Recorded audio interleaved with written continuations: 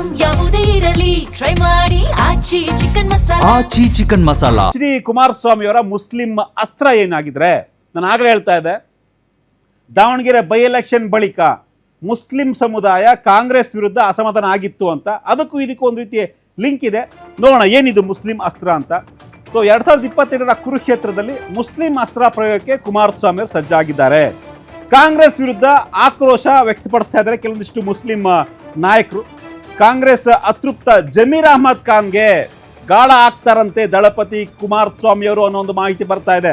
ಜಮೀರ್ ಜೊತೆ ಒಂದು ಸುತ್ತಿನ ಮಾತುಕತೆಯನ್ನ ಮಾಡಿದ್ದಾರಂತೆ ಕುಮಾರಸ್ವಾಮಿ ಅವರು. ಪಕ್ಷದಲ್ಲಿ ಗೌರವ ಸ್ಥಾನಮಾನ ಸಿಗದಿರೋದಕ್ಕೆ ಕೆಲವೊಂದಿಷ್ಟು ಮುಸ್ಲಿಂ ನಾಯಕರು ಬೇಸರವನ್ನ ಆಕ್ರೋಶವನ್ನು ವ್ಯಕ್ತಪಡಿಸಿದ್ದಾರೆ. ಈ ಒಂದು ಮುನಿಸನ್ನೇ ಎನ್ಕ್ಯಾಶ್ ಮಾಡ್ಕೊಳ್ಳೋಕೆ, ಪ್ಲಸ್ ಪಾಯಿಂಟ್ ಮಾಡ್ಕೊಳ್ಳೋದಕ್ಕೆ ಕುಮಾರಸ್ವಾಮಿ ಅವರು ಈಗಾಗಲೇ ಮುಸ್ಲಿಂ ನಾಯಕರ ಜೊತೆ ಮಾತುಕತೆಯನ್ನು ಮಾಡ್ತಾ ಇದ್ದಾರೆ. ಅವರನ್ನ JDSಗೆ ಮತ್ತೆ ಸೆಳೆಯೋದಕ್ಕೆ ಮುಂದಾಗ್ತಾ ಇದ್ದಾರೆ. ವಿಶೇಷವಾಗಿ ಮೈಸೂರಲ್ಲಿ ಮಾಜಿ ಸಚಿವ ತನ್ವೀರ್ ಶೆಟ್ಟಿ ಸದ್ಯಕ್ಕೆ MLA ಅವರು ಅವ್ರ ಜೊತೆ ಮಾತುಕತೆಯನ್ನು ಮಾಡಬಹುದು ಅನ್ನೋ ಒಂದು ಲೆಕ್ಕಾಚಾರ ಇದೆ.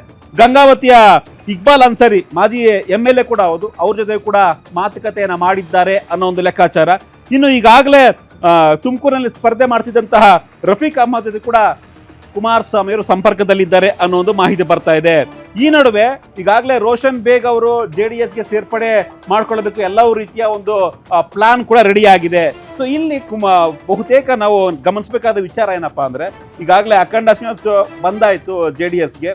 ಸೊ ಈಗ ಇರ್ತಕ್ಕಂಥದ್ದು ಕುಮಾರಸ್ವಾಮಿ ಅವ್ರ ಮುಂದೆ ಮುಸ್ಲಿಂ ಅಸ್ತ್ರ, ಮುಸ್ಲಿಂ ನಾಯಕರನ್ನ JDSಗೆ ಸೆಳೆಯುವಂಥದ್ದು.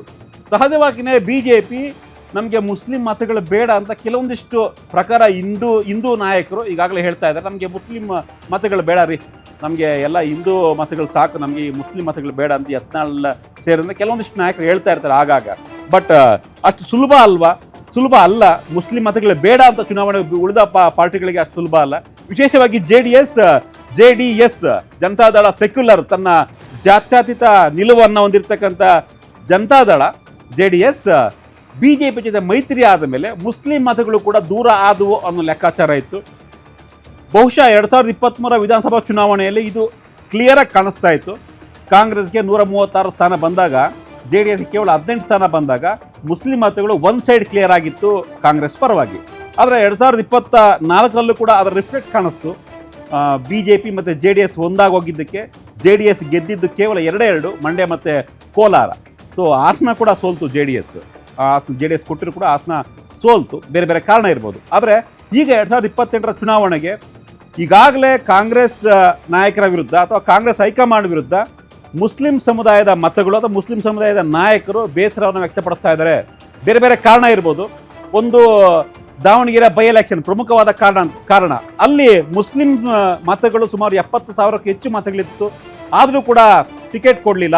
ಈ ಹಿಂದೆ ಶಾಮನೂರು ಇದ್ದಾಗಲೂ ಕೂಡ ಮುಂದಿನ ಬಾರಿಗೆ ಮುಸ್ಲಿಂ ಸಮುದಾಯಕ್ಕೆ ಟಿಕೆಟ್ ಕೊಡ್ತೀವಿ ಅಂತ ಹೇಳಿದ್ರು ಕೂಡ ಕೊಡಲಿಲ್ಲ ಅನ್ನೋ ಒಂದು ಅಸಮಾಧಾನ. ಕುಟುಂಬ ರಾಜಕಾರಣಕ್ಕೆ ಮತ್ತಷ್ಟು ಪ್ರೋತ್ಸಾಹನ ಕೊಟ್ಟು ಸಮರ್ಥ ಶಾಮನೂರನ್ನ, ಸಣ್ಣ ಹುಡುಗ, ಇನ್ನೂ 26-27 ವರ್ಷ, ಅವ್ರಿಗೆ ಟಿಕೆಟ್ ಕೊಟ್ಟು ನಮಗೆ ಮೋಸ ಮಾಡಿದ್ರು ಅನ್ನೋ ಲೆಕ್ಕಾಚಾರ. ಹೀಗಾಗಿನೇ SDP ಅಭ್ಯರ್ಥಿಗೆ ಸುಮಾರು 19,000 ಮತಗಳನ್ನು ಮುಸ್ಲಿಂ ಸಮುದಾಯ ಕೊಡ್ತು ಅನ್ನೋ ಒಂದು ಪರೋಕ್ಷವಾಗಿ ಎಚ್ಚರಿಕೆಯನ್ನು ಕೊಡ್ತು ಕಾಂಗ್ರೆಸ್ಗೆ ಮುಸ್ಲಿಂ ಸಮುದಾಯದ ಮತಗಳು. ಈಗ ನೋಡ್ತಾ ಇದ್ರೆ ಕ್ಯಾಬಿನೆಟ್ ಹೊಸ ಸರ್ಕಾರ ಬಂತು. DK ಶಿವಕುಮಾರ್ ಅವರು ಮುಖ್ಯಮಂತ್ರಿ ಆದರು. ರಹೀಂ ಖಾನ್ ಅವ್ರನ್ನ ಕೈ ಬಿಟ್ಟರು, ಜಮೀರ್ ಅವ್ರನ್ನ ಕೈ ಬಿಟ್ಟರು.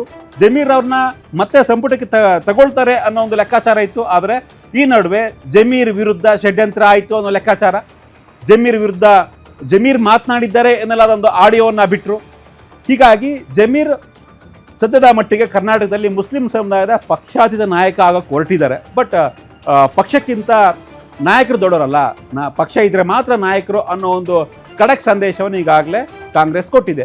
ಮುಂದಿನ ದಿನಗಳಲ್ಲಿ ಇದನ್ನ JDS ಕುಮಾರಸ್ವಾಮಿ ಅವರು ಯಾವ ಥರ ಎನ್ಕ್ಯಾಶ್ ಮಾಡ್ಕೊಳ್ತಾರೆ, ಜಮೀರ್ ಸೇರಿದಂತೆ ತನ್ವೀರ್ ಶೇಟ್ ಆಗಿರ್ಬೋದು, ರೋಷನ್ ಬೇಗ್ ಆಗಿರ್ಬೋದು, ಮತ್ತೊಬ್ಬರು CM ಇಬ್ರಾಹಿಂ ಪಾಪ ಎಲ್ಲಿದ್ದಾರೆ ಗೊತ್ತಿಲ್ಲ. ಈಗ ಅವರು ಕೂಡ ಅವ್ರ ಜೊತೆಗೂ ಕೂಡ ಮಾತುಕತೆಯನ್ನು ಮಾಡ್ತಾರೆ ಅನ್ನೋ ಲೆಕ್ಕಾಚಾರ ಇದೆ.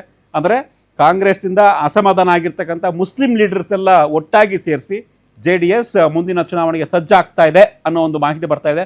ನೋಡೋಣ, ಪ್ರತಿದಿನ ಮತ್ತಷ್ಟು ನಿಮಗೆ ಅಪ್ಡೇಟ್ಸ್ ಕೊಡ್ತಾ ಇರ್ತೀವಿ.